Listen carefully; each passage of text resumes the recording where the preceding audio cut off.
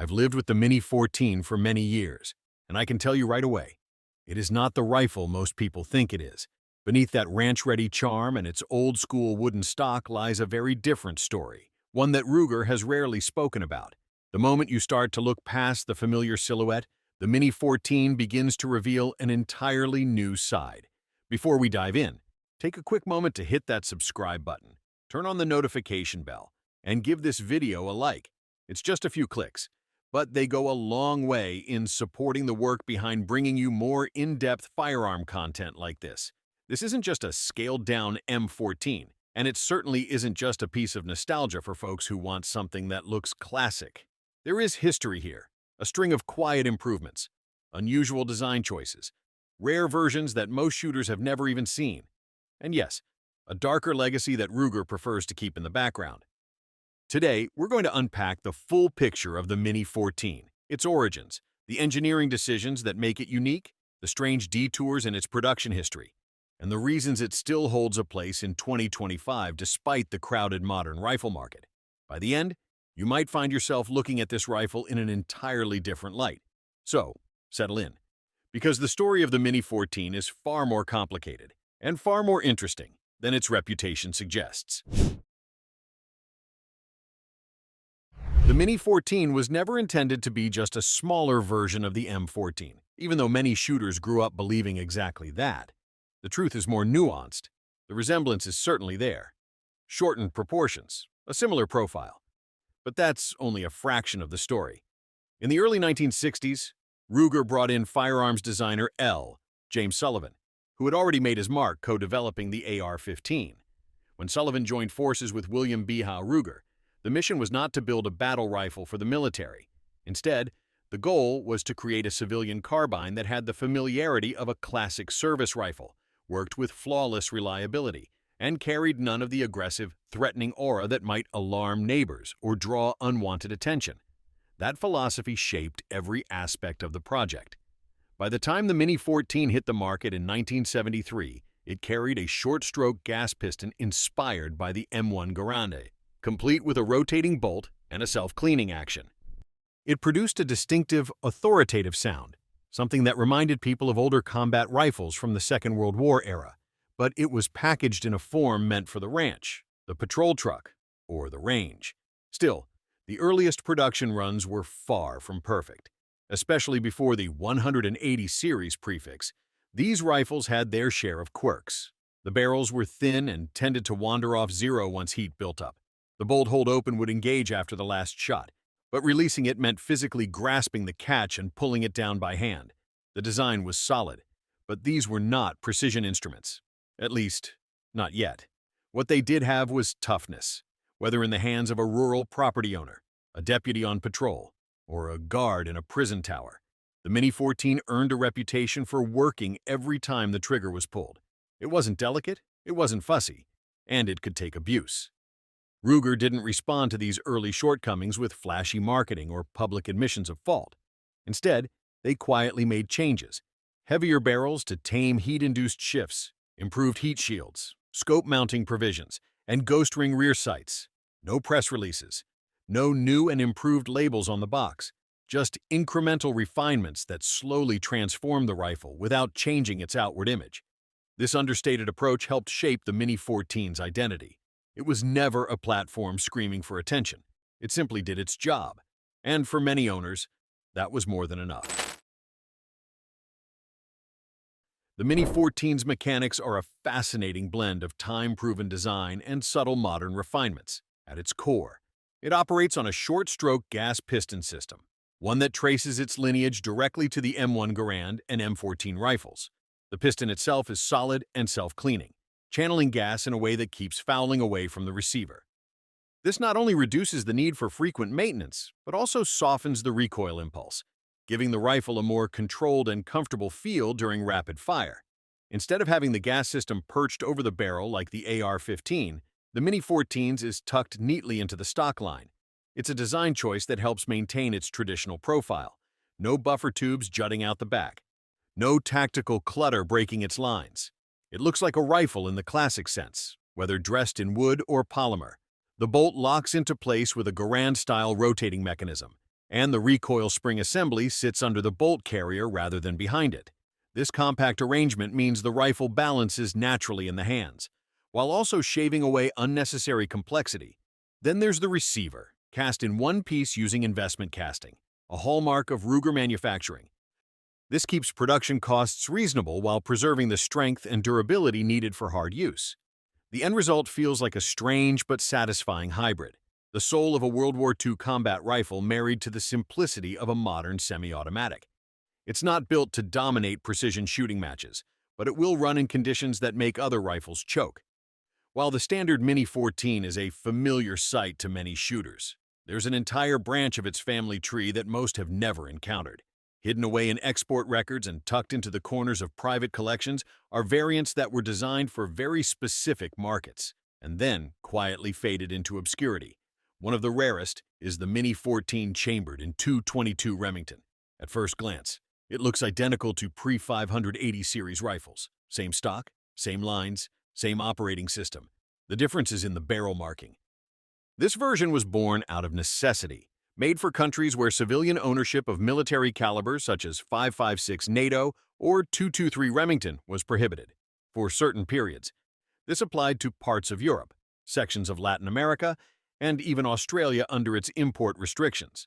Functionally, it's nearly indistinguishable from its .223 cousin, the same rotating bolt, the same short-stroke gas piston, the same reliability.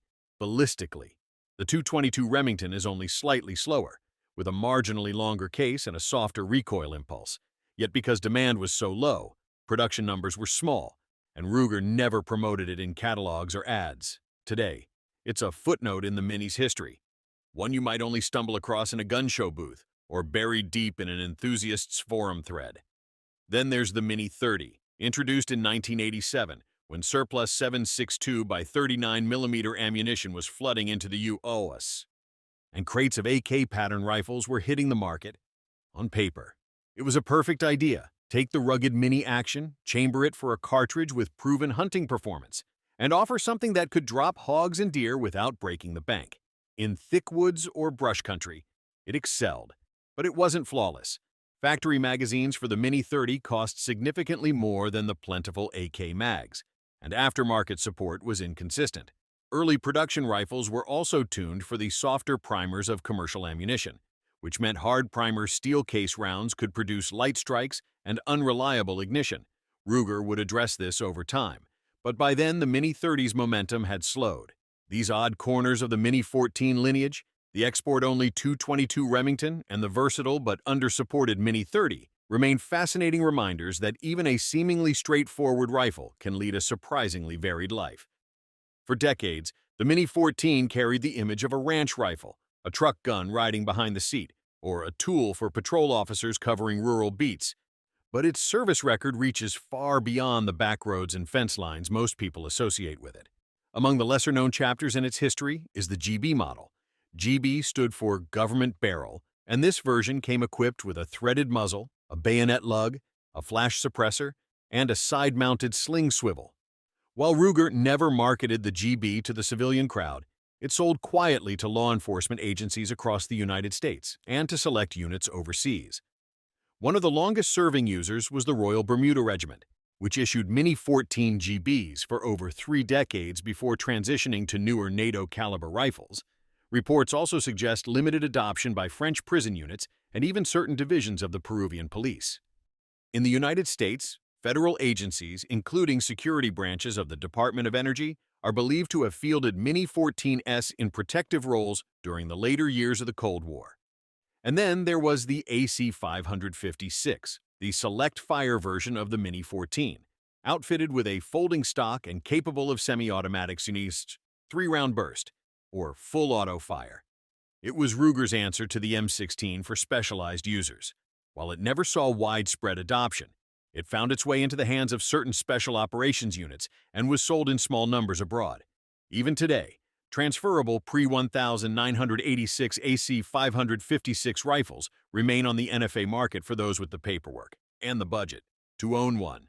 Ruger never made a public show of these contracts. The Mini-14's public image stayed rooted in its civilian-friendly profile, even as it served quietly in uniforms around the world. For all its years as a reliable working rifle, the Mini-14 has also appeared in moments of tragedy, incidents that Ruger has never been eager to discuss. These events form a shadow parallel to the rifle's otherwise practical reputation, showing that a firearm designed for utility can, in the wrong hands, become something far more destructive. In 1986, during the infamous FBI Miami shootout, two suspects armed with a Mini-14 engaged federal agents in a prolonged and violent gun battle. The rifle functioned flawlessly, but the encounter left two agents dead and several wounded. In the aftermath, law enforcement agencies across the country reevaluated their tactics and equipment, accelerating the move from revolvers to more powerful sidearms. Just 3 years later, in 1989, a legally purchased Mini-14 was used in the mass shooting at Montreal's École Polytechnique. 14 women lost their lives, and many more were injured. The event became a defining moment in Canadian gun control debates. With the rifle itself often named in discussions of what had gone wrong, the pattern would repeat decades later. In 2011, a man named Anders Breivik carried a Mini-14 and a Glock 17 onto Norway's Utoya Island, where he carried out one of the deadliest attacks in modern European history, and more recently, in Nova Scotia. A shooter armed in part with a smuggled Mini-14 went on a rampage that claimed 22 lives. These incidents are not the rifle's fault. It is, after all, a tool, but they are part of its legacy. Ruger has consistently steered its marketing towards sport shooting, ranch work, and utility use, never directly addressing the headlines. Yet the stories persist, recorded in court documents, news archives, and the collective memory of the public. For many owners, these darker chapters don't erase the Mini-14's value or purpose. But they serve as a reminder that a firearm's history is rarely simple, and its image in the public eye can be shaped as much by tragedy as by everyday reliability. Anyone who has spent time behind an early production Mini-14 knows the truth. These rifles were not built for tight groups. A stainless ranch model from the early 1990s might look beautiful, cycle smoothly, and balance well, but if you fired 5 quick shots, the group on target could spread wide enough to be mistaken for buckshot at 100 yards. The thin barrels of the pre-2000S models were especially vulnerable to heat. After just a few rounds, they would start to string shots, pulling the point of impact away from center. The oversized gas system also slammed the bolt hard, introducing extra movement that didn't help accuracy. With good ammunition and careful shooting, you could keep your groups within 3 to 4 MOA, but it required effort and patience. Then, sometime in the early 2000s, Ruger began making quiet but meaningful changes. Without press releases or marketing campaigns, they thickened the barrels to better resist heat warping. The gas port was reduced in size to soften the cycling and reduce movement. Machining tolerances tightened. By the time the 580 series appeared in 2007, these adjustments had transformed the rifle's capabilities. Groups under 2 MOA with factory ammunition became realistic, and consistency improved dramatically. With a quality optics seize, the new Minis could take on practical accuracy roles that older models simply couldn't match. Despite this leap forward, Ruger never really advertised the improvement. In some ways, it seemed they were content to let the old reputation linger, perhaps to keep expectations modest. But for those who noticed, it was clear. The Mini-14 had evolved, becoming more than just a reliable workhorse. It was now a respectable shooter in its own right. By all logic, the Mini-14 should have been pushed off the shelves years ago. In a world where you can walk into a store and pick up a capable AR-15 for around $600, or find budget bolt actions with sub-MOA precision, the Mini-14's price, design, and performance could seem like relics of another era. And yet, if you wander into a gun shop in certain corners of Central America, or even in parts of the United States, you'll likely find a Mini-14 on display. Often it's the stainless steel model with a hardwood stock, looking for all the world like it just stepped out of a 1980s law enforcement catalog. People are still buying them, not out of ignorance, not purely out of nostalgia, but because they still do exactly what they're supposed to do. The Mini-14 doesn't carry the assault rifle stigma in the same way an AR might, in states with restrictive laws or in communities where appearance matters as much as function. That counts for a lot. It slips quietly under the radar, riding in a truck rack, resting behind a barn door, or tucked into the corner of a patrol car. It cycles inexpensive ammunition without complaint, shrugs off dirt and weather, and keeps running in conditions that stop fussier designs. Most importantly, it still feels like a rifle, not a modular platform begging for rails, optics, and constant modification. Owners often keep them as they are, passing them down through generations. They're not chasing trends or trying to turn them into something they're not. Ruger never had to rename the Mini-14, never had to reinvent it to chase the latest tactical fad. It continues to serve the people who value wood and steel, who appreciate a firearm that blends traditional lines with dependable performance. And for those who know its full history, the missteps, the refinements, the strange offshoots, and the darker moments. That quiet, steady presence is exactly why the Mini-14 is still relevant today.